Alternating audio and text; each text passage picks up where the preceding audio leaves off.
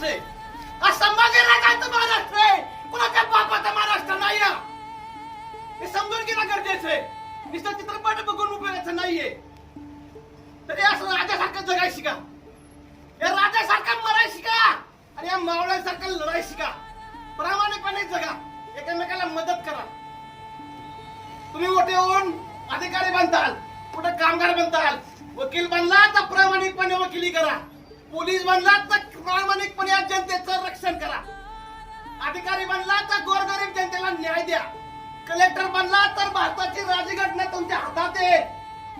समाजाचं कल्याण करण्याचा अधिकार तुम्हाला आहे. हे समजून घ्या. चित्रपट बघून उपयोगाचा नाहीये. त्यांचा इतिहास स्मरण गरजेचं आहे. हे समजून घ्या. इतिहास बघा, वाचा, इतिहास घडवा. आज आपल्या महाराष्ट्राला पुन्हा शिवाजी महाराजांची गरज आहे. आपल्या महाराष्ट्राला पुन्हा संभाजी महाराजांची गरज आहे आणि त्यांना साथ देणारे हजारो मावळ्यांची गरज आहे. कितीतरी वर्ष झाली या महाराष्ट्र त्रासामध्ये आपण बघतो कितीतरी प्रकारचा अन्याय वाढत चाललाय. शाहू महाराज, छत्रपती महाराज, शाहू महाराज, आंबेडकर, जिजाऊ, महात्मा फुले यांचे विचार विसरत चाललाय हा महाराष्ट्र. तो विचार आत्मसात करण्याची गरज आहे.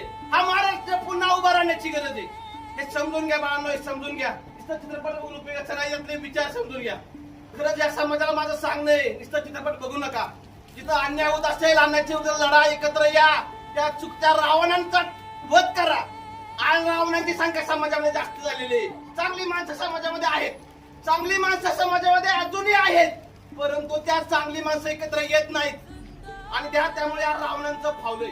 एकत्र येणं गरजेचं आहे आणि त्या रावणांचा वध करणं गरजेचं आहे बाळांनो. हे समजून घ्या, हे समजून घ्या, विचार समजून घ्या. हा महाराष्ट्र पुन्हा घडवा, हा देश पुन्हा घडवा. धन्यवाद.